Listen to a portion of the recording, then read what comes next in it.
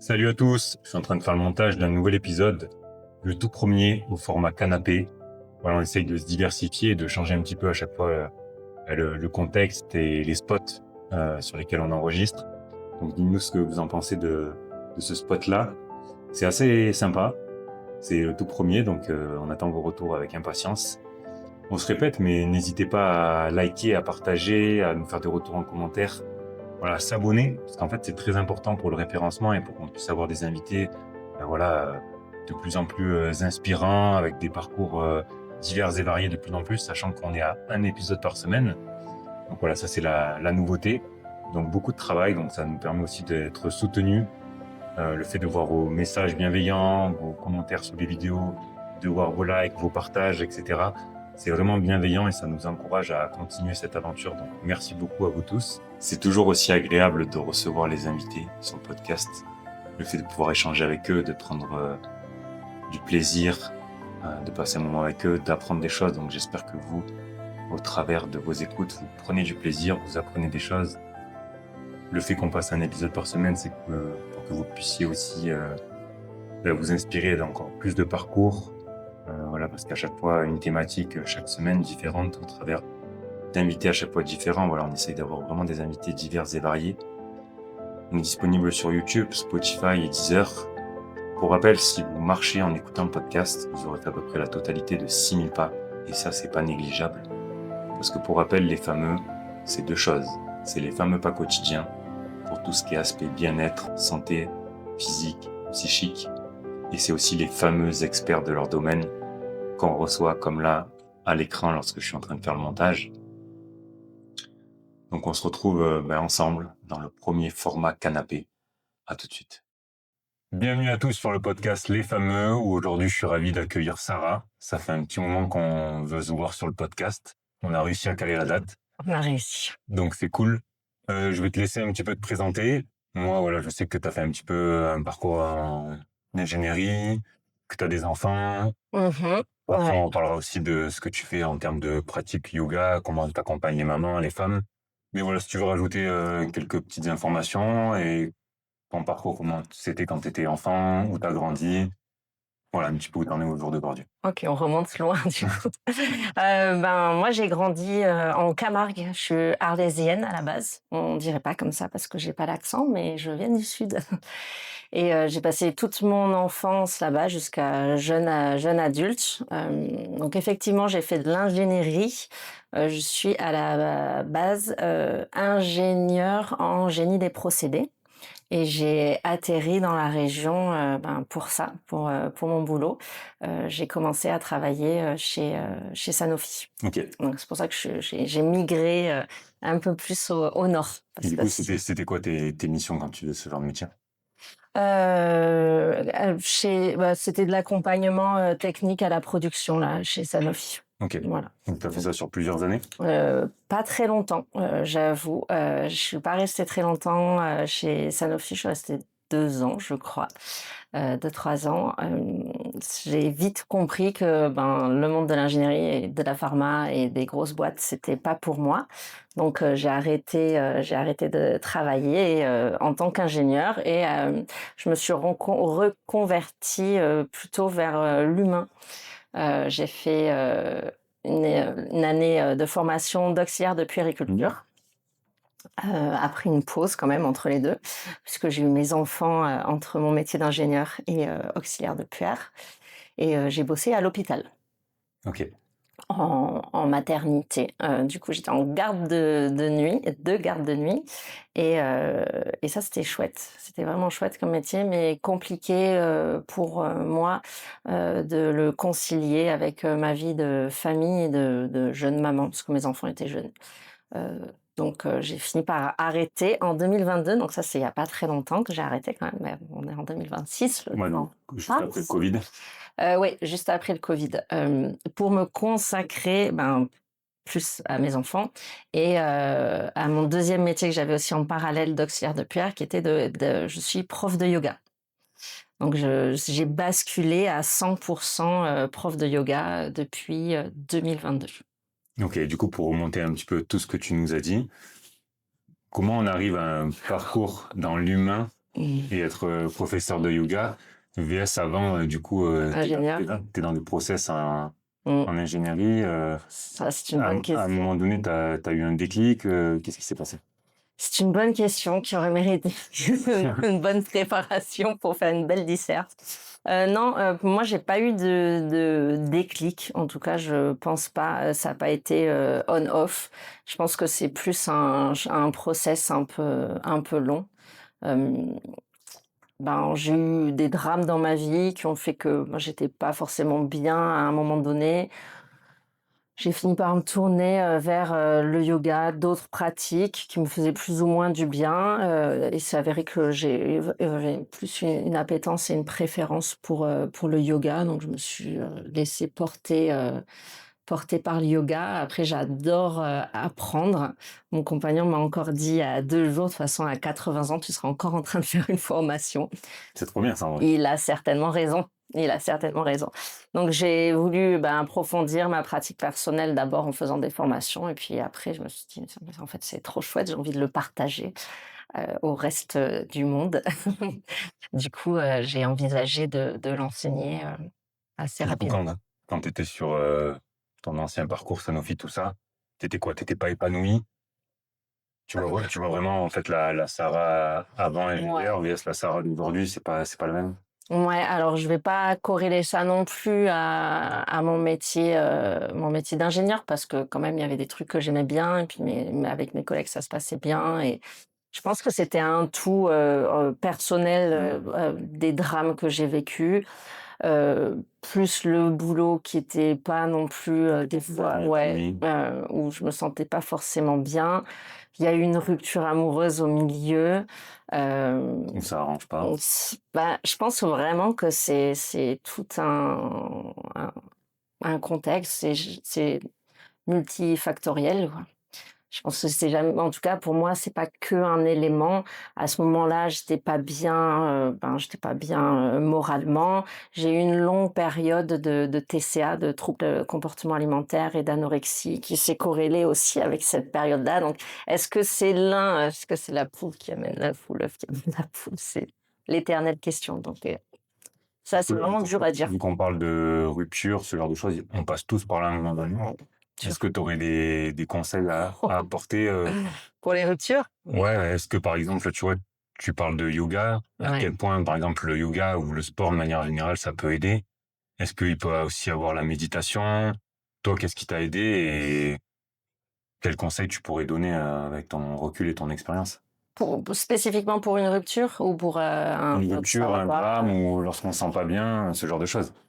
Alors honnêtement, pour vraiment avoir vécu des plus que des drames, il y a que le temps. Ok. Il y a que le temps qui aide vraiment.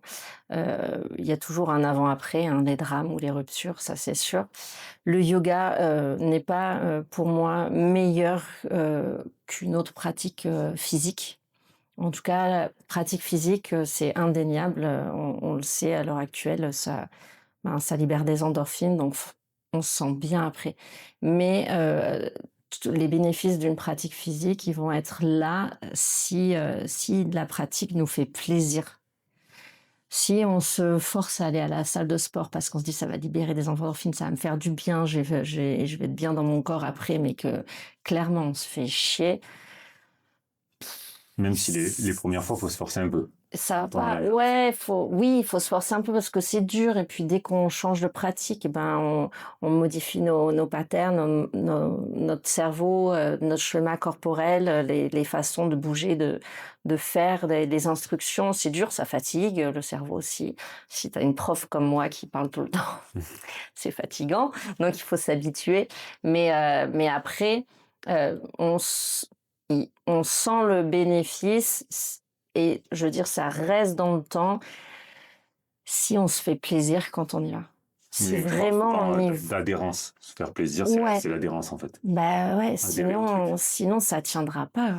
C'est comme les gens qui veulent absolument avoir une routine, matinale de dingue le matin, mais si tu dois te lever 2 heures plus tôt que d'habitude alors que tu es fatigué et que ça colle pas en fait avec ton rythme de vie, bah, ça va tenir une semaine, 2 semaines, allez, un mois si tu as de la motivation et de la discipline. C'est même pas de la motivation, de la discipline. mais ça tiendra jamais dans le temps, c'est pas possible. On peut pas se contraindre sur une durée trop longue.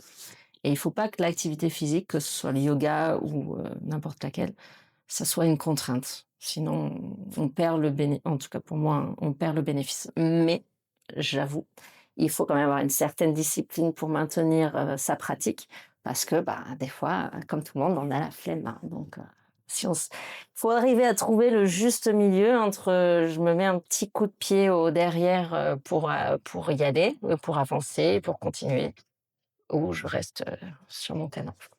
Mais surtout que, moi aussi pour accompagner des personnes et même à titre perso, tu me diras si tu es d'accord, mais il y a souvent des séances où tu pas envie et en fait, une fois que tu y es et après tu te dis: «Ah, c'est chouette» Mm. et tu mieux parce que, tu fait fonctionner, tu fait circuler le sang. Ouais.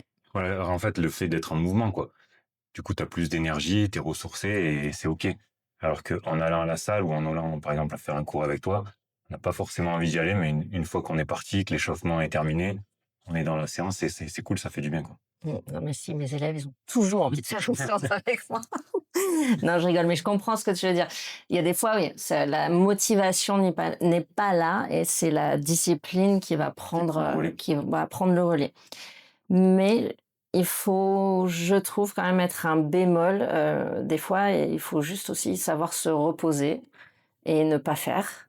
Mais c'est tout l'équilibre et l'enjeu de dire, est-ce que c'est la flemme qui parle, ou est-ce que là, vraiment, je suis fatiguée, et ça sera, même si je passais un bon moment, ça serait plus bénéfique que ben, je me repose. Et on néglige trop souvent le repos dans nos pratiques actuelles. On est toujours beaucoup dans le faire. Faire une séance, faire un entraînement, faire du yoga, et faire et faire et faire. Et ben, la pratique, elle passe aussi dans les phases de repos et d'intégration des mouvements, des respirations. Et des fois, il vaut mieux faire un peu moins pour faire un peu mieux. Ouais, je dirais pas mieux le repos, même sur le système nerveux. Et si tu veux perdurer dans le temps, C'est ça, si tu veux une pratique longue et pas te blesser, toujours te... Mais c'est difficile à trouver comme équilibre, je trouve, de pas trop se pousser et quand même d'y aller, parce qu'on a envie d'y aller quand même un peu, quand même. et toi, du coup, avant qu'on rentre dans ta pratique, toi, à titre personnel, tu parlais de routine. Est-ce que tu as une routine? Si oui, si tu veux nous l'énumérer. Et après, du coup, à titre personnel, est-ce que tu pratiques du yoga? Est-ce que tu pratiques d'autres sports? Est-ce que tu fais les fameux pas quotidiens? Est-ce que tu t'en imposes?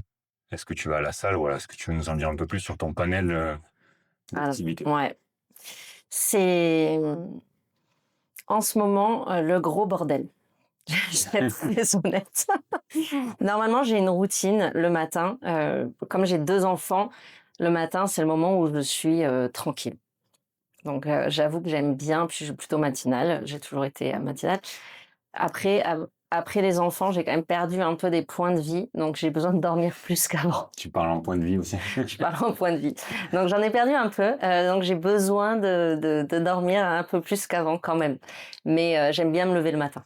Et là, c'est le moment où tout le monde dort, où il y a pas de bruit, où je peux pratiquer. Alors je fais pas des pratiques de ouf le matin, parce que comme tout le monde le sait, quand on se réveille, on est un peu rouillé, quoi. Donc je vais pas faire des grands écarts. C'est pas à ce moment-là que je vais faire des grandes amplitudes de mouvement. Mais cette routine-là, articulaire, de mobilité, de yoga et de respiration, très simple. Moi, c'est ce qui m'a permis de gagner en amplitude, parce que beaucoup plus régulière, parce que moi, dans mon planning, ça colle. Du coup, ça a été tous les matins pendant des années. Et ça m'a permis vraiment de gagner en amplitude articulaire. Pour moi, il vaut mieux faire des courtes séances régulières, mais vraiment régulières, plutôt qu'une heure, même par semaine, ou des plus grosses séances tous les 15 jours. Bon, ça, après, c'est comme mon avis personnel.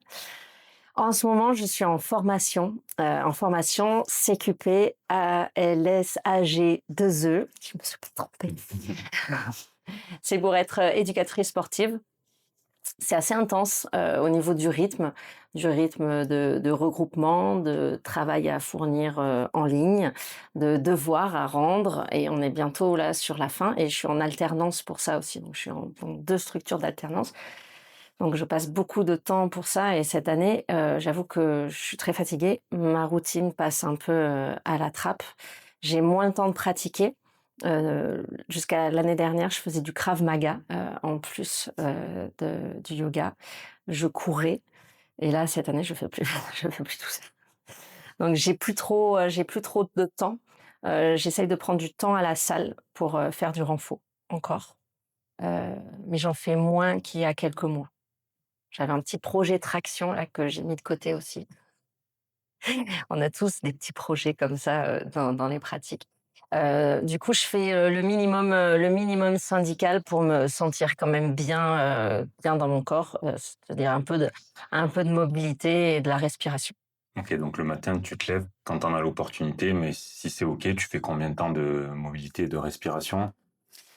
Ce matin, j'ai pris plus de Quel temps, type j'ai de fait, 30 respiration tu fais? minutes.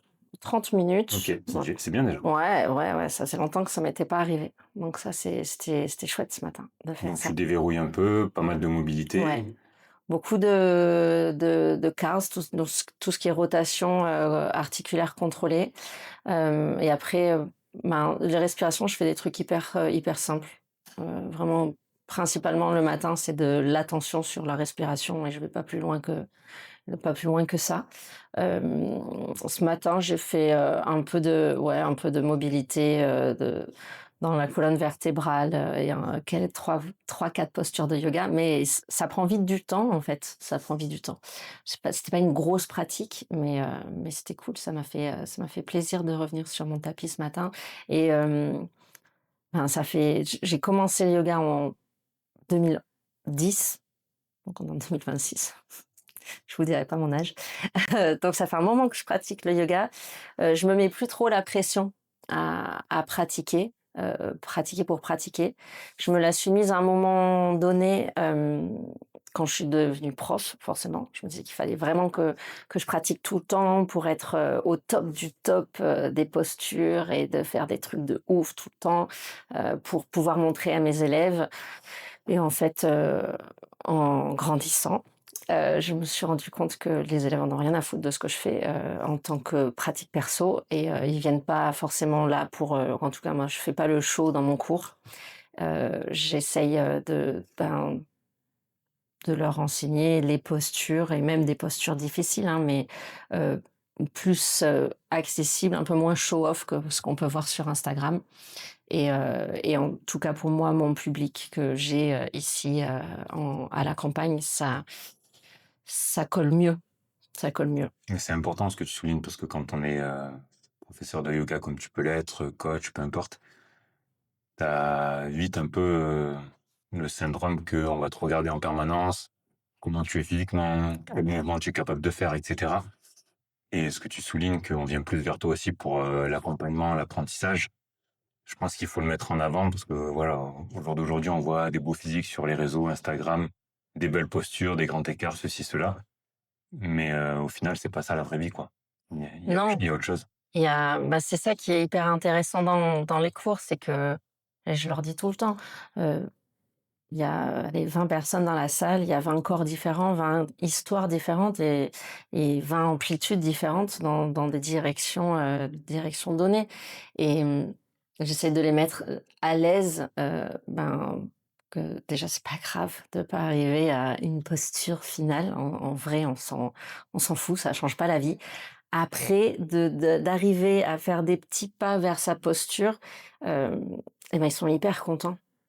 Et là, aujourd'hui, c'est ce qui s'est passé et ils étaient, trop tu vois, il y en avait plein qui étaient trop fiers d'eux, de se sentir juste un peu plus, un peu mieux dans une posture qui est pourrie.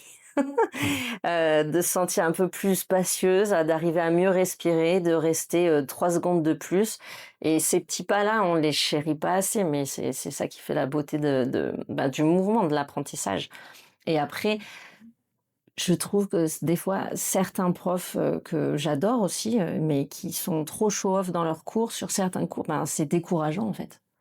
Tu vois une, nana qui se plie en 2, qui fait une posture de dingue et toi, tu à 1 mètre du sol, tu te dis: «Waouh, l'écart, il est tellement grand Tu t'es entre mon corps découragé. et wo» ça dépend des personnes. Il y a des personnes qui vont se dire: «Waouh, moi je veux faire pareil et je vais me donner les moyens de» et il y a quand même 80 des gens qui vont se dire: «Bah, c'est clairement, c'est pas pour moi, quoi. C'est pas pour moi et j'y arriverai pas et nous, notre boulot de prof, c'est de dire: «OK, tu crois peut-être que c'est pas pour toi là, maintenant, aujourd'hui et tu à des années-lumière de de la posture finale, mais avant la posture finale, il y a un milliard de trucs à travailler qu'il faut moi, j'ai envie qu'ils comprennent ce qui les directions, dans leur corps, les actions qu'ils doivent engager, les muscles qu'ils doivent engager, relâcher, contracter, bref, qu'ils comprennent ce qu'il faut pour arriver à cette posture finale et qu'ils travaillent dans cette direction-là. Quand moi, je leur fais un flow de yoga et qu'à un moment donné, il y en a un qui me dit: «Ah, je sais où on va», ou j'en étais sûre. Ben, je suis trop contente parce qu'en fait, ils ont compris le mécanisme, dans leur corps. Ils ont le schéma corporel, qu'il faut et ils ont compris comment ça fonctionne pour aller dans cette direction de posture et ça veut dire que s'ils ont envie de travailler cette posture, eux, chez eux, ils vont savoir quelle direction travailler, s'il faut travailler les épaules, le bas du corps, dans quelle direction, dans quelle amplitude, les petits exercices peut-être, ils vont en retenir un et ils vont en faire un et c'est super cool. S'ils font et qu'ils répètent en suivant le modèle du prof, sans comprendre ce qu'ils font, il y a toujours un moment donné où ça coince, tu sais pas pourquoi tu fais ça et tu comprends. Tu forces dans des endroits où tu comprends pas ce que tu fais et je pense que ça manque parfois, à la pratique et ça c'est pareil dans le renfo ou dans toutes les disciplines, hein. Si tu comprends pas le mouvement, ou tu l'intègres pas et il manque un truc. Et j'aimerais revenir sur un point. Tout à l'heure, tu parlais des articulations et les rotations articulaires Mmh. contrôlées. Moi, pareil, c'est un point que je mets pas mal en avant. Pour les personnes qui nous écoutent, est-ce que tu pourrais l'expliquer? Qu'est-ce que c'est les rotations articulaires contrôlées? Quel type de mouvement, du coup, tu peux faire? Ben, c'est des mouvements hyper simples, c'est essayer, par exemple, pour les épaules, d'aller dans toutes les directions, que nous permettent l'épaule. Donc je prends l'épaule parce que c'est plus facile.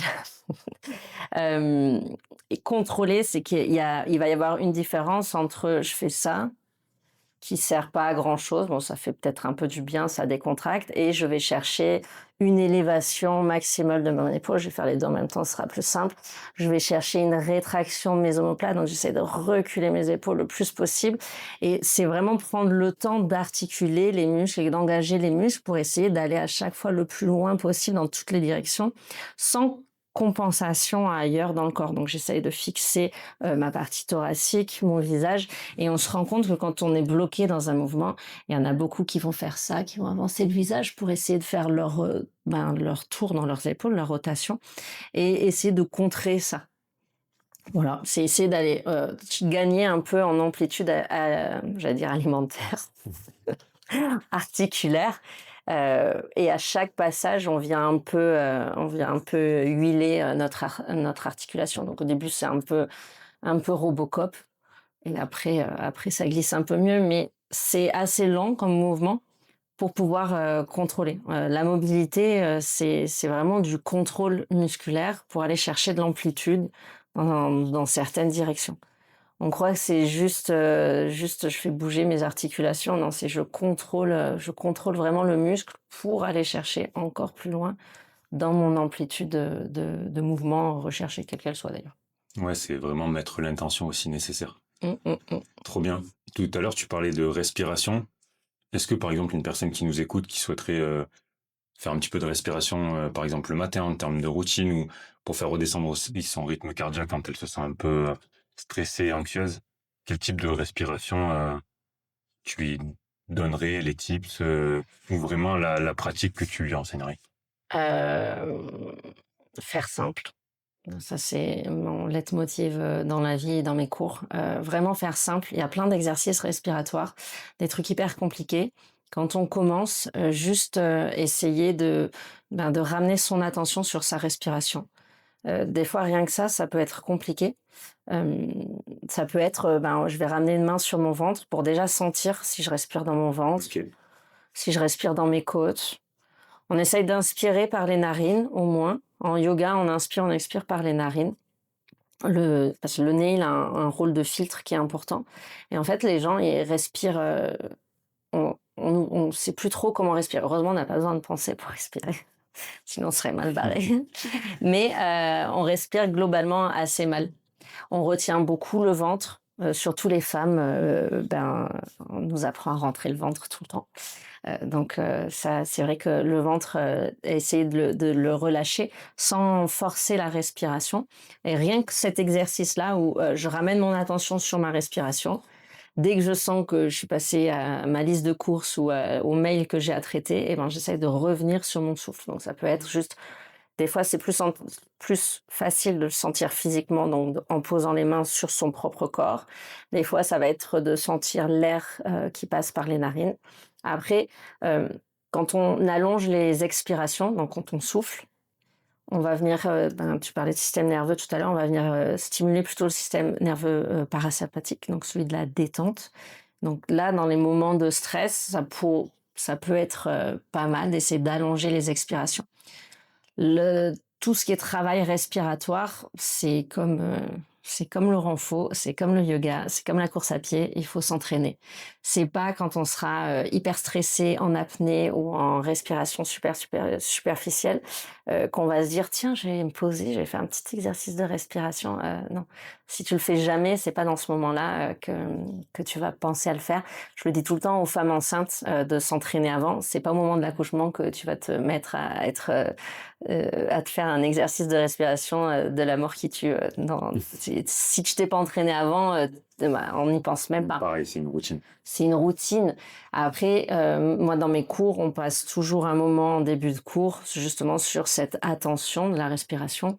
Ça peut s'apparenter à de la méditation, en tout cas de la pleine conscience. On fait un petit balayage des sensations, de ce qui se passe là maintenant, comme si on faisait un catalogue, en fait.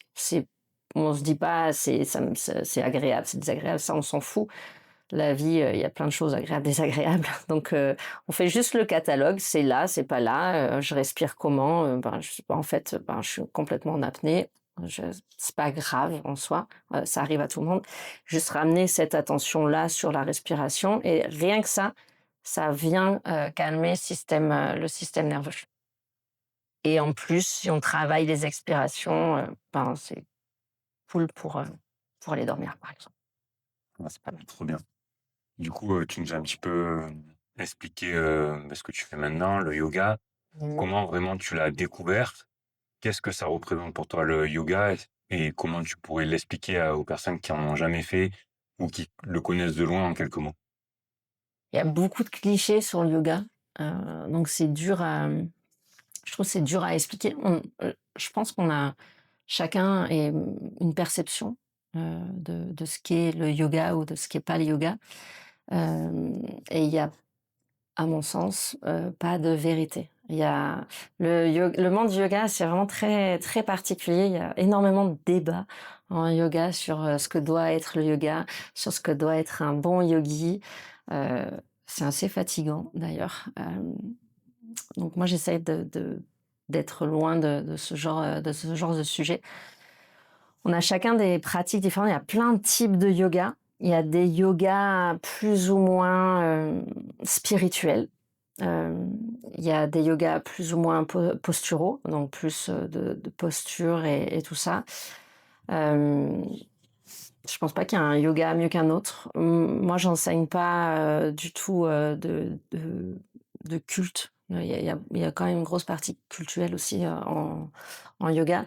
Mes croyances, je les garde pour moi. En tout cas, j'essaye autant, que faire se peut et si j'en donne une en cours, je dis que c'est ma propre croyance. Il y a beaucoup de croyances comme ça en yoga, qui sont amenées comme des vérités absolues. Ça, j'avoue, c'est assez pénible. C'est assez pénible, mais ça fait aussi la variété et la richesse du yoga. Donc ça reste quand même, intéressant. Mais je sais plus ce qu'était la question. Du coup, tu es plus axé sur le bien-être, bien sûr. Oui, je suis Et plus sur après, la respiration. Ça reste un peu auto-centré, mais c'est plus sur, arriver, à sentir ce qui se passe dans mon corps quand je fais telle ou telle posture. Et cet auto-centrage, cette concentration, ça permet, en tout cas pour moi, de ramener, du calme aussi, dans nos vies un peu agitées, quoi. Et comment du coup t'as découvert le yoga?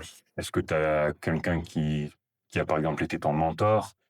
Est-ce que tu t'es inspiré, enfin voilà, comment tu l'as découvert? Comment ça s'est passé les premiers cours pour toi, le début de ton apprentissage?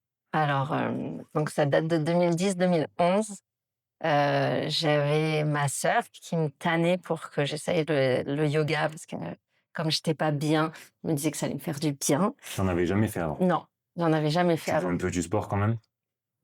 Heu, J'étais pas très sportive, non. Ok, donc t'arrives vraiment, Et je suis arrivée, ouais, t'as pas trop fait d'activité sportive. non, Ta j'étais sœur pas, t'initie un petit peu à ta bah, elle m'a saoulée, pour que j'essaye. J'ai même pas essayé avec elle. Donc c'est en arrivant ici à Sisteron, j'ai commencé, avec un cours de Kundalini Yoga. Hem, c'est un alors je cherche mes mots. Heu, c'est un style de yoga assez particulier, où on chante des mantras. C'est très codifié. Heu, ça se veut, spirituel, un peu. ce que tu parlais tout à l'heure du coup. Voilà, un peu beaucoup spirituel, c'est beaucoup de croyances. Alors moi, quand je suis arrivée là-bas, ben, j'y connaissais rien, donc j'ai pris tout ce qu'on m'a dit comme ça. Le 1er cours, je me suis clairement demandé ce que je foutais là. J'étais là: «C'est quoi ce délire?» Hem, je suis même partie avant la fin du cours parce que je Ah oui, pleurais et c'était trop. J'étais là: «Mais mon Dieu, mais enfin, c'est quoi ce truc?» tu te sentais pas à ta place. Non, je me sentais pas à ma place, mais ça m'a fait du bien. Je sais pas pourquoi ça m'a fait du bien, mais ça m'a fait du bien. Donc je me suis dit: «Bon, ben, je vais y retourner parce que je vais pas m'arrêter à ce premier a priori un peu de quand on faisait des trucs bizarres». Je sais pas, voilà, j'aime bien chanter, mais sous ma douche ou dans ma voiture. Non, en vrai, j'adore chanter. Mais ouais, je trouvais ça un peu bizarre. Par contre, j'y suis retournée et je me suis dit: «Allez, j'essaye pour de vrai, vraiment». De rester jusqu'au bout du Ouais, de processus. rester jusqu'au bout. J'avais du mal, sur les méditations à la fin, dans un cours, je crois que c'est 11 minutes de méditation à la fin. Quand tu médites pas du tout, tu C'est fais long. c'est très long. C'est très, très long, surtout que c'est des méditations en mouvement et en chant. Ça fait beaucoup d'infos en même temps. Dans le Kundalini Yoga, tu parlais de respiration, tu as la respiration du feu. Ils appellent ça la respiration du feu. Donc tu fais des comme ça pendant longtemps. Donc déjà ça, c'est particulier, il faut s'habituer et surtout, de faire cette respiration qui est géniale, hein. Dans d'autres yogas, elle a d'autres noms, hein, ben, ça hyperventile le cerveau. Donc tu te sens il y a je pense que c'est pour ça aussi que je me suis sentie bien. Tu te sens un peu high quoi, comme si voilà, Ouais. tu avais vu quelque chose et ça fait du bien du coup tu te suroxygènes le cerveau donc tu y retournes. Donc c'est quand même pas mal. Donc j'ai fait ça quelques années. J'ai quand même fait ça quelques années et c'était bien.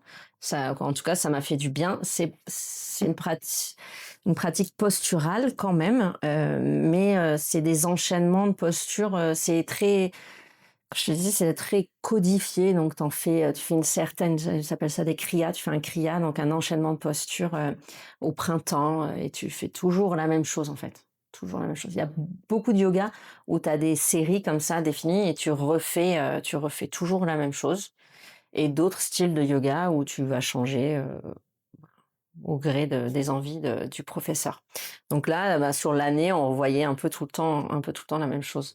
C'est bien parce que tu finis par connaître les enchaînements et tu sais à peu près pourquoi tu le fais à tel moment. En tout cas, tu crois que tu comprends.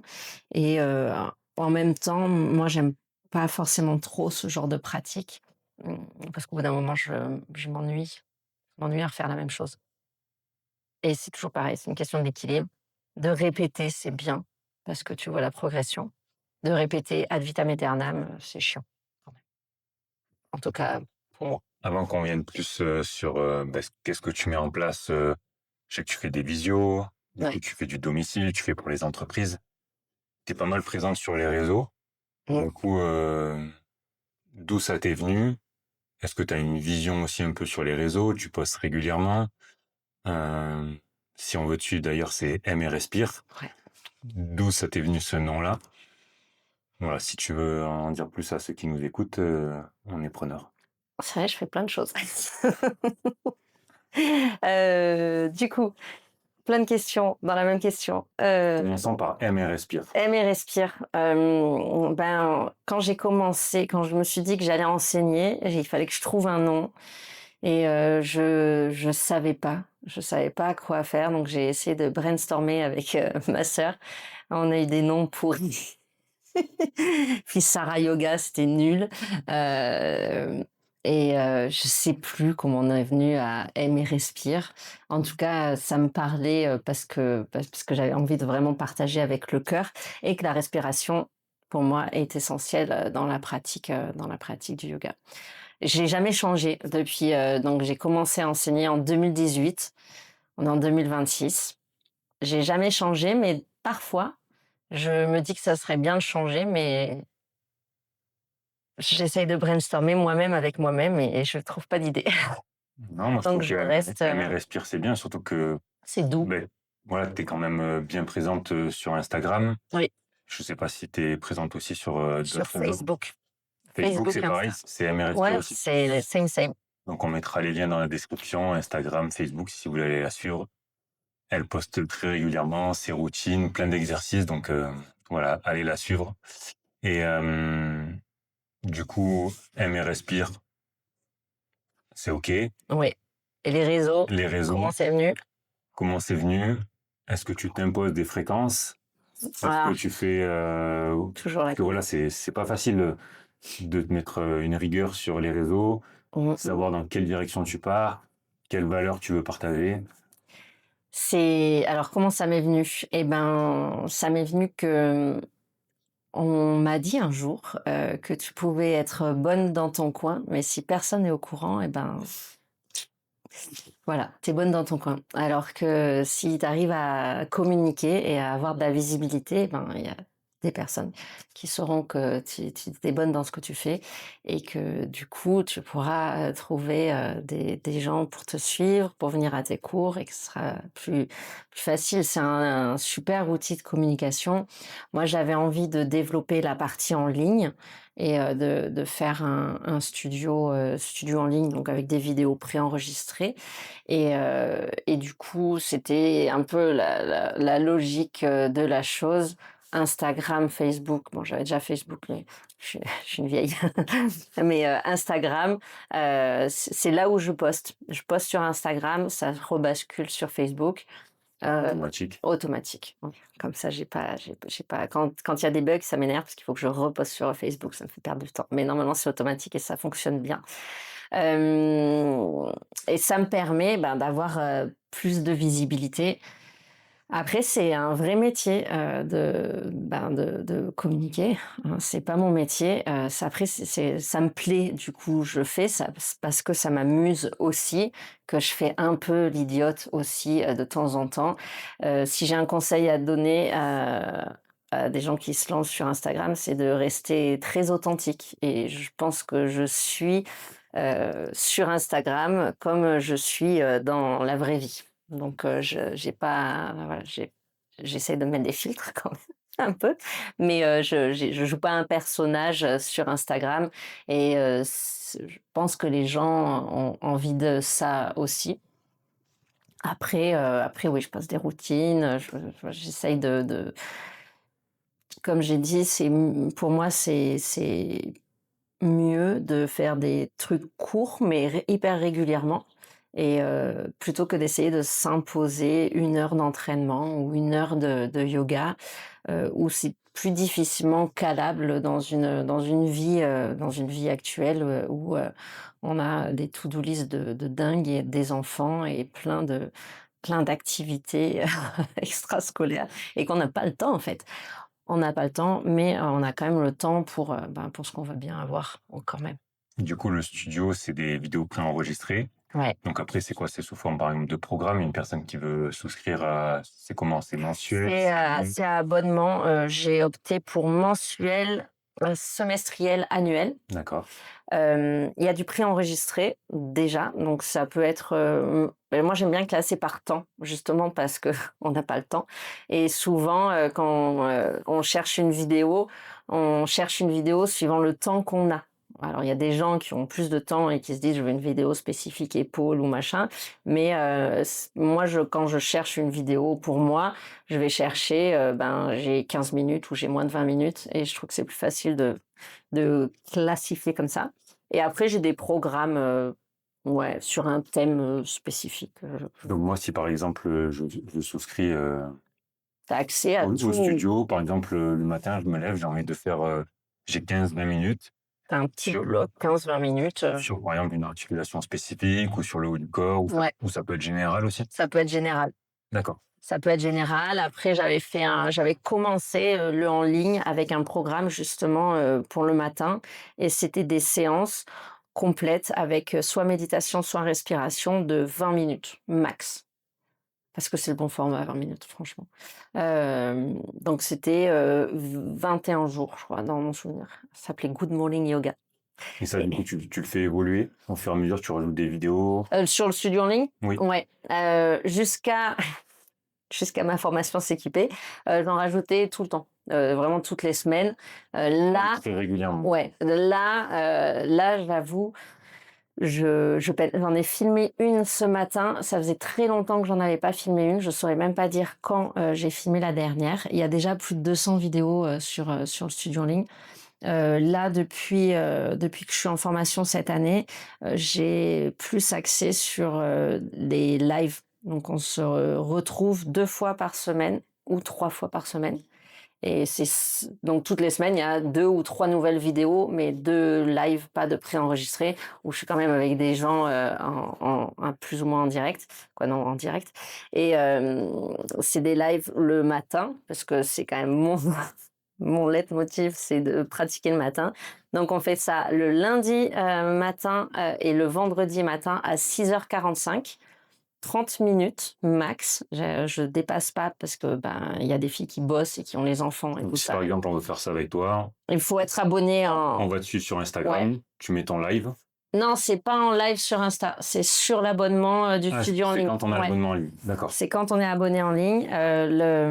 On fait ces 2 lives matinaux et on fait un dimanche tous les 15 jours, 1 heure.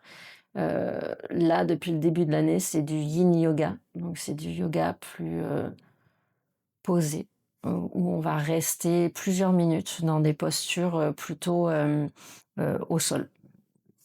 C'est plus un yoga un peu introspectif, puisqu'on reste plusieurs minutes dans des postures qui peuvent être inconfortables. Donc il faut quand même, pour le yin yoga, je trouve, être bien soi-même avec soi-même. Parce que si t'es vraiment mal, comme moi j'ai pu l'être à des moments de ma vie, et qu'on te met dans une posture où t'es pas confortable pendant plusieurs minutes, où t'es seul face à toi-même, ça peut être dur pour le cerveau de ce genre de pratique. Et du coup, pour les tarifications en studio, c'est combien les abonnements? Et surtout, je te dis ça parce que tu peux avoir des personnes qui nous écoutent, qui veulent se lancer, je sais pas, une formation, et peu importe sur les réseaux. Et c'est dur de se lancer et de trouver la tarification. Donc aussi, quel conseil tu pourrais donner? Donc, de la tarification de quoi? D'une formation? La tarification, par exemple, sur tes abonnements en studio. En studio en ligne, en mensuel, je suis à 25 €, semestriel 100 et annuel 180. Donc, par exemple, je prends l'abonnement à 25 € par mois. Ouais, J'ai accès à toutes les oui, vidéos, toutes les plus vidéos, les lives. plus les lives. Ok, trop bien. Je mets les replays en 24-48 heures. Euh, et après, ouais, suivant les programmes, là, le dernier truc qu'on avait fait, c'était le calendrier de l'Avent, où j'avais fait du préenregistré et elles avaient, comme je leur demande beaucoup ce dont elles ont besoin, parce que j'ai plus que des femmes là, en ce moment. C'est pour ça que je dis elles. elles voulaient, leur calendrier de l'Avent, spécial méditation. Donc on a fait, les 24 cases spécial méditation. L'année dernière, le calendrier de l'Avent, là, c'est moi qui l'avais imposé. C'était plus sur la souplesse où on avait pris, 4 grandes, figures de souplesse qu'on était venu travailler, comme ça sur les 24 jours. Hem et après, bah, tu as un programme pilates. Les lives, j'essaye de faire le lundi matin yoga, le vendredi matin pilates. Bon, de temps en temps, on fait yoga, mais j'essaie de ramener un peu de pilates aussi, en live le vendredi matin. Voilà. C'est drôle parce que je voulais faire un petit peu le parallèle entre yoga et pilates. Du coup, quelle différence il y a entre le yoga et le pilates? Ah là là, je vais me faire taper sur les doigts. Hem, c'est Ça reste très similaire. C'est 2 pratiques physiques, qui sont axées sur une pratique respiratoire. Pour moi, c'est les seules en termes de pratiques physiques qui sont très axées sur la respiration. Le Pilates, alors les pilateuses qui vont nous écouter, fermez vos oreilles parce que je vais me faire taper dessus. Pour moi, le Pilates, c'est un peu le mix du yoga et du fitness. Je vais m'expliquer, je vais m'expliquer. Il y a ce côté respiratoire. C'est pas exactement la même respiration qu'en yoga et des fois, moi, j'ai l'impression d'être inversée parce que je viens du yoga. Mais ça reste, des postures issues du yoga quand même, qui ont été prises un peu au yoga et il y a le côté répétition, du renfort. Ben, ça fait partie quand même, du renforcement musculaire, le Pilates. Donc on va venir, ben, répéter un exercice calé sur la respiration et c'est vraiment ce travail sur l'expiration, dans le Pilates. Donc c'est, la pour moi, la vraie différence, ça va pas être enchaîné comme le yoga. On va pas chercher à avoir un flow, machin, comme peut l'être parfois le yoga. Mais, il y a ce côté un peu du renfort où on va faire, ben, des séries, on répète un exercice, par contre, c'est similaire dans le sens où on va vraiment chercher, le contrôle de ce qu'on fait et pas la vitesse ou l'explosivité, qui peut manquer du coup, parfois aux personnes qui font du yoga et du pilates. Du Je vais coup, pour toi, prendre ça se fait quelque chose de complémentaire? Ouais, c'est hyper complémentaire. C'est hyper complémentaire. En yoga, je vous disais là, on inspire, on expire par les narines. Moi, j'impose pas d'expirer aussi par les narines. Il y a des gens qui ont des petites cloisons nasales et qui sont vite essoufflés et on expire un peu comme on peut. On essaie vraiment de privilégier l'inspire par le nez et l'expire, on fait un peu, comme on peut. Mais en pilates, c'est j'inspire par le nez et j'expire par la bouche. En tout cas, ce qui est enseigné à l'heure actuelle, c'est ça, j'expire par la bouche et c'est cette respiration, latérale thoracique, donc vraiment dans la partie haute, où j'essaye de venir un peu, maintenir, mon centre. Il y a vraiment ce focus en pilates sur, la sangle abdominale, plancher pelvien, qu'on a aussi en yoga, mais moins focus quand même qu'en pilates. En pilates, c'est Du coup, très, pour tout ce qui est femmes essentiellement qui suivent, hyper intéressant. femmes enceintes ou après grossesse, on sait l'importance qu'il peut avoir sur le périnée. Ouais. Du coup, pour toi, quelle pratique est la plus adaptée et est-ce que toi, tu accompagnes spécifiquement Ben, ce genre de problématique? ouais, j'ai les femmes enceintes. Les femmes enceintes, moi, je leur propose, ben, un mix un peu yoga-pilates et vraiment travail respiratoire.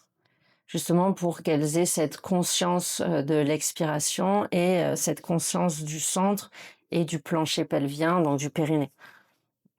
Donc je mixe un peu les 2 et dans les cours, on varie autour de ça. On fait pas que du pilates ou que du yoga, mais j'aime bien mixer les 2 ensemble. Ouais, trop bien, parce que Ça ça, matche c'est bien. une pratique super intéressante pour les femmes enceintes ou Hyper même pour intéressant. l'après-grossesse. Pour toi, faudrait que tout type de grossesse passe par là. Ça serait Ben, un défi pour toi d'accompagner le plus de femmes ah possible ben, dans oui, cette direction-là. ben, ouais, clairement. En tout cas, plus de conscience corporelle, c'est sûr que ça serait génial. Il y a encore beaucoup de personnes qui n'ont pas cette conscience corporelle de comment leur corps fonctionne. de proprioception, de comment leur corps est positionné dans l'espace. Et c'est tout l'enjeu des profs de yoga, des éduques sportifs, d'amener à cette conscience-là, et qui comprennent mieux leur corps pour savoir comment il fonctionne. Ça, c'est Du coup, important. pour toi, est-ce qu'on respire mal? Ouais, ouais, je pense qu'on Ça, c'est respire quoi la beaucoup. bonne respiration? Ah. Bah, de respirer par le nez. On respire beaucoup par la bouche à l'heure actuelle. Moi, la première. En fait, on a l'ossature de la mâchoire qui évolue pas dans la bonne direction. Et les langues se positionnent assez mal. Donc, il y a beaucoup de personnes qui ont les langues en bas, là, contre les dents du bas, ce qui est mon cas. Heureusement, je fais du yoga parce que du coup, la journée, je pense à respirer par le nez. La nuit, ben, je peux pas y penser parce que je dors, quoi, j'essaie en tout cas. Mais c'est une rééducation. Et ça se rééduque de bien replacer sa langue et de bien recaler sa respiration par le nez. Le nez, il a un rôle de filtre, ne serait-ce que polluants, microbes, et c'est des petits poils qu'on a dans le nez, ils viennent récupérer tout ça pour que l'air que l'on respire soit optimal, sans pollution, sans microbes. Ça vient mettre l'air à la bonne température pour les poumons, au bon taux hygrométrique, je vais le dire. Donc au bon taux d'humidité, ce sera mieux. C'est pas pour rien, quoi, ça fonctionne bien comme ça. Donc, essayer de privilégier cette respiration par le nez, et l'expiration, on fait comme on peut par le nez ou par la bouche. Bon, quand on parle, évidemment, on expire par la bouche. Mais il y a tout un courant aussi chez les runners qui essayent de s'entraîner à courir bouche fermée et à inspirer, expirer que par les narines, ce qui est difficile. Donc, il faut courir à des allures plus lentes que ce qu'on a peut-être l'habitude de faire pour s'entraîner à ça. Et c'est pour optimiser tout ce qui est échange gazeux et du coup oxygénation des tissus. Et si on est mieux oxygéné, on a des meilleures perfs sportives. Donc tout est lié. Je pense que dans toute pratique physique, on gagnerait à travailler la respiration. Oui, parce qu'il y a eu pas mal d'études qui montrent que on récupère mieux lorsque on respire au maximum que l'on peut, en tout cas, Oui. par les narines. Est-ce que tu veux nous en dire un peu plus sur, du coup, comment c'est une journée ou une semaine type pour toi, avec les domiciles que tu fais? Tu travailles aussi en entreprise, Là, cette année, je les fais, tournages ouais, de visio, enfin voilà, tout ça. cette année, je travaille plus, j'ai plus d'entreprise. Plus du tout? Non, une semaine type, ben, ce qu'il y a de bien, c'est que j'ai pas de semaine type. J'ai pas de semaine type, je suis voilà, mon point d'amélioration dans ma vie professionnelle, ça serait d'être mieux organisée, je pense, pour avoir des semaines types justement et pour pouvoir répondre à ce genre de questions. J'ai mon planning de cours, qui est fixe là forcément. Donc ça va rythmer, mes journées. Là, j'avoue que, ben, on fait, l'interview dans un cadre exceptionnel dans le sens où je suis en pleine formation et du coup en alternance le matin. Donc ça vient complètement, Chambouler l'orga. chambouler mon organisation et c'est un peu le bordel, hein, quand même clairement. Donc j'essaye. Si on se dit que j'ai fini la formation et que j'ai plus ces moments d'alternance le matin, globalement cette année, j'ai pas de cours le matin. Donc j'ai ce temps-là soit pour tourner des vidéos, que ce soit des vidéos de préenregistrées pour le studio en ligne ou des vidéos pour les réseaux sociaux. Tout à l'heure, on parlait de rythme sur les réseaux sociaux et j'ai pas rebondi sur cette question-là. À un moment donné, depuis cet été, j'ai essayé de poster une vidéo par jour. C'est Beaucoup dur. de volume et fréquence. C'est dur, ouais. C'est vraiment dur à tenir comme rythme. D'ailleurs, j'ai arrêté là parce que là, j'y arrive plus. Mais en termes de visibilité, Il y a pas de secret, hein. Plus tu postes, plus Toi, tu as vu que vraiment l'algorithme t'avait mis en avant à ce moment-là? ouais, il y a eu, au début non, mais il y a eu, 1 vidéo ou 2 qui ont bien performé et du coup, ben, tu commences à bien performer et ça fait un peu boule de neige. Tu es plus vu, les autres vidéos suivent et ainsi de suite. Du coup, tu es de plus en plus suivi, donc c'est vraiment boule de neige, quoi. Boule de neige, boule de neige. Donc ouais, si je reviens en revenant sur les réseaux sociaux, si j'ai un conseil à donner, c'est comme la pratique sportive, régularité, régularité, régularité. Et donc après, à terme, toi, tu aimerais reprendre cette régularité-là? Ou peut-être pas une, ouais, si, bah, de temps en temps faire une par jour. J'aime bien, moi j'aime bien. J'aime bien les réseaux sociaux. J'aime bien le lien que ça peut amener avec certaines personnes, parce que comme ça peut se voir finalement, j'aime bien parler. Donc j'aime bien parler aussi sur les réseaux sociaux. Et du coup, comme ça me plaît, c'est comme ce que je disais en début de tout à l'heure. Si ça plaît, ça perdure dans le temps. Si c'était le bagne de tourner une vidéo, si ça me mettait mal de m'exposer sur les réseaux sociaux, j'aurais pas continué, Et est-ce que clairement. le trafic que ça t'a apporté quand tu étais régulière, est-ce que tu as vu quand même facilement une conversion après en termes d'abonnement? Est-ce Ben, que les chiffres, ça ça, parle? c'est lent. Alors, rien à voir avec mon nombre d'abonnés. J'aimerais bien avoir un nombre d'abonnés à mon studio en ligne, même moitié égal à mon nombre d'abonnés sur Instagram et sur Facebook. Clairement, je serais contente. Mais c'est pas le cas du tout. Mais si, quand même, ça m'a apporté par contre pas mal de turnover avant d'avoir autant d'abonnés sur les réseaux sociaux. Les personnes que j'avais sur le studio en ligne, c'était des abonnés, on va dire longue durée. Et là, je vois que j'ai plus des gens qui viennent pour 1 mois, 2 mois, qui repartent, qui reviennent. C'est plus, ça devient Instagram, c'est du consommable.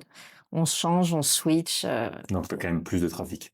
moi, j'ai quand même plus de trafic, mais pas, autant que mes super abonnés, sur les réseaux sociaux. Est-ce que tu pourrais donner un conseil simple pour aller mieux? Oh, la question piège! Non, j'ai je ne peux pas donner de conseils simples, parce qu'on et c'est le problème des réseaux, on donne, des plein de recettes un peu miracles, mais qui sont, génériques et générales, sans prendre en compte, l'humanité et l'individualité, la personne en tant que telle. Donc je vais pouvoir donner un conseil à quelqu'un et ça va super bien marcher et à une autre, ça sera la cata, ça marchera pas. C'est le problème des méthodes. Après les méthodes, c'est bien, ça fonctionne pour une majorité, mais pas forcément pour tout le monde. Et c'est là où l'accompagnement individuel, à un moment donné, quand on va pas bien, eh ben, il est clairement important. Et quand on va vraiment pas bien, ça va être le conseil de la journée. Tournez-vous vers des professionnels de santé et pas vers les réseaux sociaux. Les réseaux sociaux, c'est bien. Il y a plein de trucs. On peut faire vraiment des super rencontres. Mais ben, on peut aussi s'enfoncer un peu plus avec les réseaux sociaux. Donc c'est toujours une question d'équilibre et de pincettes. Et quand on va vraiment pas bien, eh ben, professionnel de santé, professionnel de santé, professionnel de santé. Et je ne suis pas professionnelle de santé. J'ai plein de questions j'ai telle pathologie, est-ce que je peux faire ci, est-ce que je peux faire ça. Je fais toujours la même réponse. Demandez à votre médecin, à votre kiné, machin. Je vous connais pas. Il y a des gens qui te posent des questions, qui te donnent leur historique médical. T'es là, mais je te vois pas. On est derrière un écran. Qui je suis pour te donner tel ou tel exercice? Alors, il y a des gens qui le font, mais moi, je le fais pas. Je préfère être à l'écoute, passer un moment à discuter, santé mentale ou santé tout court, et orienter quand même vers les professionnels de santé parce que ça reste la référence. Il y a eu un peu un comment on dit? Pas un désaccord, mais un désamour des professionnels de santé ces dernières années. Peut-être aussi en parallèle avec les réseaux sociaux, je sais pas. Et ça reste quand même des professionnels de santé et même s'ils n'ont pas la vérité absolue, et il y en a des super, ils sont pas tous super, c'est comme partout, il y a des cons partout. Mais c'est important de rester dans le cadre médical quand on parle de pathologie. Si c'est juste un petit coup de mou, que ça va pas, il y a là, pour le coup, il y a plein de choses à faire.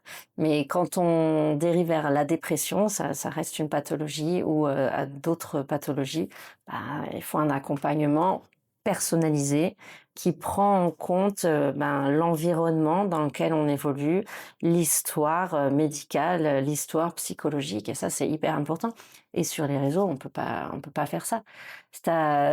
Puis clairement, c'est pas mon rôle. T'imagines, si j'ai 20 000 personnes qui me suivent, si j'ai 20 000 personnes qui me demandent une séance, une séance de psy sur Insta, j'ai pas le temps déjà pour ça. Et je suis pas formée à accompagner des personnes qui ont besoin d'un vrai accompagnement médical. Bon, on parle vraiment là de médical et de pathologie. Mm. Après, je réponds à tous mes messages parce que j'adore papoter.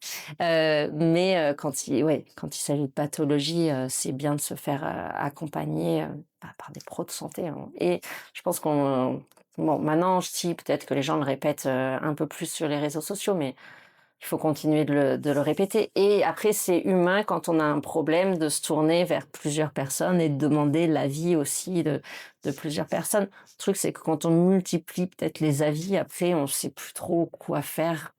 Ouais, on peut être un peu perdu.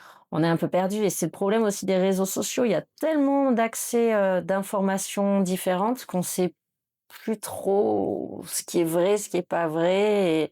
Et ça peut être un peu déroutant, toute Ouais, cette c'est très juste ce que information. tu dis, Sarah. Si jamais vous avez besoin, on avait reçu une psychologue sur le podcast. Ça a besoin aussi d'aller voir et de prendre contact avec une psychologue. Vous pourrez aller voir, on a un épisode avec Véronique. Euh, Toi, du coup, tu nous parlais du fait que tu passes une formation en alternance Mmh. pour être un Oui, peu plus accentué dans le domaine, encore plus renforcement. ouais. Pourquoi? Parce que j'avais envie de développer les cours de pilates et que j'ai besoin d'être, éducatrice sportive pour pouvoir développer mes cours de pilates et clairement, j'aime bien le renfo, j'ai bien aimé, tout les domaines, cardio aussi et ça m'intéresserait, éventuellement de prendre des remplacements ou de faire des cours ponctuellement. Ça me permettrait aussi, peut-être de proposer des choses un peu différentes pendant mes week-ends de yoga, mes week-ends, voilà, de retraite de yoga. De proposer d'autres, peut-être, des petits ateliers ou des petits trucs un peu plus un peu Ok, plus parce que toi, fun. tu mets en place des petites retraites de yoga. Ouais, j'essaye, j'en ai une cette année parce que j'ai pas le temps d'autres. J'en fais au moins une par an. Donc prochaine retraite, c'est en Comment octobre. ça se passe? C'est trop bien les retraites de yoga. Franchement, c'est trop bien. C'est plusieurs jours. C'est sur plusieurs jours. L'année dernière, c'était sur 4 jours, 3 nuits. Cette année, ce sera que 3 jours, 2 nuits. Déjà, c'est plus accessible en termes de budget. Et c'est plus facilement aussi calable dans nos agendas surbookés actuels. Donc, ça sera sur 3 jours, 2 nuits, en octobre. On va... Les hommes peuvent venir ou c'est essentiellement des femmes? Alors, c'est toujours ouvert aux hommes. C'est toujours ouvert aux hommes. Mes cours aussi sont ouverts aux hommes. J'ai des hommes qui viennent dans mes cours. Je disais que sur le studio en ligne, ils avaient tous déserté, mais c'est ponctuel, j'en suis sûre. Venez, messieurs, c'est super. Dans mes cours, ouais, j'ai des hommes de plus en plus. Ça, c'est chouette. C'est chouette parce que c'est beaucoup d'a priori, hein, le yoga, où c'est réservé aux femmes et c'est doux, c'est tranquille. C'est pas forcément doux et tranquille, hein, des cours de yoga. Ça peut être hyper physique, hyper engageant. Et j'ai de plus en plus d'hommes, donc ça, c'est cool. Donc les retraites de yoga sont ouvertes aussi aux hommes, mais je n'ai pas eu d'hommes sur la dernière retraite de yoga. J'en ai eu sur ma première. Ok, donc la retraite de yoga, là, ça va être sur 3 jours, 2 nuits. Ouais. Tu fais quoi? Tu choisis un lieu? J'ai un lieu, je reprends le même que l'année dernière parce que c'était trop bien. Donc c'est pas très loin d'ici, entre Salon et Aix-en-Provence. Voilà, ça Donc s'appelle. ça, si on veut en savoir plus, pareil, on vient de suivre sur les réseaux, tu Ouais. communiqueras dessus. Pour l'instant, j'ai communiqué qu'en newsletter dessus et aux anciennes filles qui sont venues en retraite. C'est à place limitée, donc pour l'instant, j'en ai pas trop parlé encore, puis c'est en octobre, hein, on est en mars. Mais ça va pas tarder. Du coup, comment ça se passe? Ben, comme c'est sur plusieurs jours, on a plus le temps de pratiquer. Il y a vraiment des grosses pratiques le matin où on prend le temps de faire des pratiques respiratoires ou de méditation et après de yoga dynamique. On a un brunch. Début d'après-midi, en général, c'est temps libre. Donc là, il y a une piscine, on est perdu dans la pinette, donc on peut aller se promener et tout ça. Sur mes autres retraites de yoga, il y avait possibilité de se faire masser en plus si on voulait, si on avait ce temps-là. On refait un atelier spécifique fin d'après-midi et le soir, on fait une pratique de yin yoga. Donc c'est plus, pour le coup, je propose des yin yoga plus vraiment pour se poser, plus tranquille, pas du yin yoga trop vénère. Et on répète ça sur les plusieurs jours. C'est vraiment hyper cool parce que ben, sur plusieurs jours, on peut vraiment prendre le temps d'approfondir sa pratique. On voit d'autres choses qu'on voit en cours parce qu'on fait des pratiques ben, sur des formats un peu ateliers, donc c'est des formats de 2 heures, 3 heures. Donc on ne va pas faire 3 heures de posture, mais on prend quand même plus le temps. On prend plus le temps sur la fin du cours de faire des shavasana, donc quand on est allongé sur le sol, un peu plus long, même beaucoup plus long que ce qu'on peut faire en cours sur un cours d'1 heure, clairement. Et ben, ça permet d'apprendre plein de trucs différents, de travailler plein de points. Et puis, tu as le lien avec les autres personnes. Suivant les groupes, ça match ou ça match pas. Hein, mais bon, l'année dernière, Pépite, quoi, le groupe Ouais, il peut avoir un côté humain super chouette. Ah ouais, c'était dingue. On a beaucoup rigolé, on rigole beaucoup. Alors, il faut savoir qu'il y a énormément de retraites de yoga qui sont proposées sur le marché. Faut bien regarder un peu les programmes ou la vibe du prof. Il peut y avoir des trucs plus rigoureux. Euh, Moi non. Donc il y a des retraites de yoga où on ne boit pas de café ou ce genre de choses. Oh, ça va quoi. Non, moi non. Vous pouvez boire du café, on peut boire de l'alcool si on veut le soir. Si tu fumes, tu fumes. Après, c'est bien aussi d'avoir si tu fais une retraite de yoga, de dire bah tiens, je prends 2 jours où je vais pas boire de café, où je vais pas boire d'alcool, où je vais pas fumer parce que ça va me faire une pause et que c'est mal de fumer et de boire de l'alcool. Mais si t'as pas envie, voilà, là, ça devient une contrainte. Et en tout cas, moi, je pense qu'on est quand même là pour se faire du bien et pour se faire plaisir. Donc, s'il y a trop de contraintes, flemme. Voilà, ça va être le mot de la fin. Flemme. Et du coup, avec toutes ces explications, ben, moi, je vais dire de nouveau qu'on mettra tous les liens en description. Donc, pensez à vous abonner, à liker, activer la petite cloche pour recevoir les prochaines alertes sur les prochains épisodes.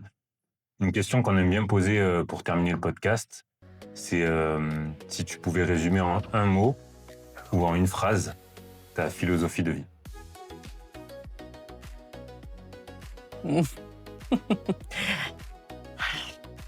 Un mot, c'est Un mot ou une phrase. Alors, je vais dire un truc, je ne sais pas choisir. Donc là, c'est le dilemme de ma vie. C'est le mot de la fin. Ouais, le mot de la fin. Je vais en dire 3. C'est OK. C'est OK. C'est pas une phrase, c'est 3 mots. Donc j'essaye d'être succincte. Simplicité, régularité et fun. Voilà. Merci de nous avoir écoutés. Merci à Sarah d'être venue. Merci à vous. #aime et respire. Et on se retrouve à bientôt dans un nouvel épisode.